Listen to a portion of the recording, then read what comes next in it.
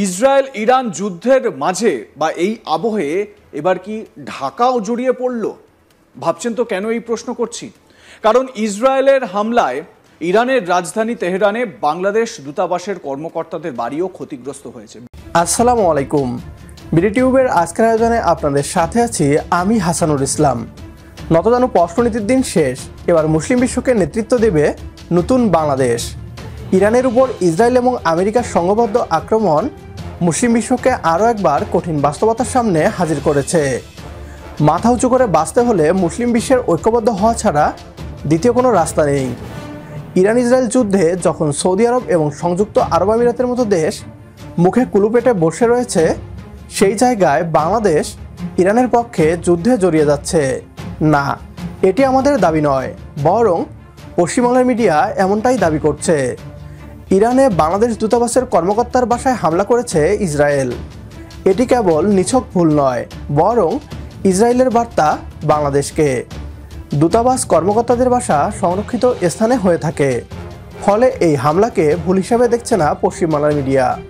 কি বলছে তারা, আসুন তা দেখি। ইসরায়েল ইরান যুদ্ধের মাঝে বা এই আবহে এবার কি ঢাকাও জড়িয়ে পড়ল? ভাবছেন তো কেন এই প্রশ্ন করছি? কারণ ইসরায়েলের হামলায় ইরানের রাজধানী তেহরানে বাংলাদেশ দূতাবাসের কর্মকর্তাদের বাড়িও ক্ষতিগ্রস্ত হয়েছে। ব্যাপকভাবে ক্ষতিগ্রস্ত হয়েছে এক কূটনীতিকের বাড়ি।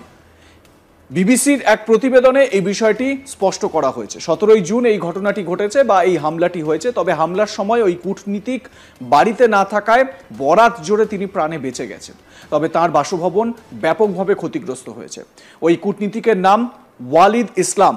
তিনি জানান তার পুরো বাড়িটি ভেঙে গুঁড়িয়ে দিয়েছে ইসরায়েল এই হামলায়। তিনি আরো বলেন, আশেপাশে আর এখন কিছুই নেই, শুধু কয়েকজন কূটনীতিকের কয়েকটি বাড়ি টিকে রয়েছে, এছাড়া আর কিছু নেই। তেহরানে বাংলাদেশ দূতাবাসের কূটনীতিকরা মূলত জর্ডান নামক একটি এলাকায় বসবাস করতেন। ওই এলাকায় শুধু তাদের বাড়ি নয়, বরং ইরানের রাষ্ট্রীয় টিভির ভবন সহ আরও গুরুত্বপূর্ণ কিছু স্থাপনা ছিল। সোমবার ওই সব স্থানেও হামলা চালায় ইসরায়েল। সোমবার দুপুরে তেহরানের 3 নম্বর জেলায় ইসরায়েলি সেনা হামলা ঘোষণা করার পর সেখানকার বাংলাদেশ মিশনে কর্মরত কর্মকর্তা কর্মচারী সহ বাংলাদেশি নাগরিকদের ওই এলাকা থেকে অন্যত্র সরে যাওয়ার নির্দেশ দেয় ঢাকা। এরপর তেহরানে অবস্থিত বাংলাদেশের দূতাবাস কমপ্লেক্স ছেড়ে চলে যান সেখানকার কর্মীরা, যদিও বর্তমানে তারা তেহরানের অন্য এলাকায় রয়েছেন, মানে এই পরিস্থিতির জন্য। এরপর মঙ্গলবার বিকেলে ঢাকায় এক সংবাদ সম্মেলনে ভারপ্রাপ্ত বিদেশ দপ্তরের সচিব বা বিদেশ মন্ত্রকের সচিব রুহুল আলম সিদ্দিক বলেন, বাংলাদেশি যারা তেহরানে আছেন তাদের নিয়ে ঢাকা উদ্বিগ্ন। তারা হামলায় ক্ষতিগ্রস্ত হতে পারেন, সেই আশঙ্কা উড়িয়ে দেওয়া যাচ্ছে না। বাংলাদেশি দূতাবাসে যারা কাজ করছেন তাদের জন্য ব্যবস্থা নেওয়া হচ্ছে যাতে তারা নিরাপদে থাকতে পারেন। রুহুল আলম সিদ্দিকী, ভারপ্রাপ্ত সচিব বিদেশ মন্ত্রকের, তিনি কি বলছেন শোনাবো আপনাদের। গতকাল রাতে ইরানের রেডিও ভবনে হামলার সময় আমাদের 8 জন বাংলাদেশি ওখানে ছিলেন। তারা সবাই মানে কোনো ক্ষতিগ্রস্ত হন নাই, সবাই ভালো আছেন। তেহরানে যে বাংলাদেশিরা আছেন এবং আমাদের দূতাবাসে যারা কাজ করছেন তাদেরকে নিরাপদে সরে যাওয়ার জন্য পরামর্শ দিয়েছি এবং তাদেরকে নিরাপদে মানে তেহরান থেকে দূরে কোথাও কিছু সময়ের জন্য রাখার জন্য আমরা ব্যবস্থা গ্রহণ করেছি। তেহরানে বর্তমানে যে 400 জনের মতো বাংলাদেশি রয়েছেন তারা সবাই অক্ষত রয়েছেন বলে জানিয়েছেন বিদেশ মন্ত্রকের সচিব। এছাড়াও সেখানে অর্থ পাঠানোর উদ্যোগ নিয়েছে ঢাকা। ইসরায়েলের দুশমন কেবল ইরান নয়, বরং উদীয়মান সকল মুসলিম দেশ।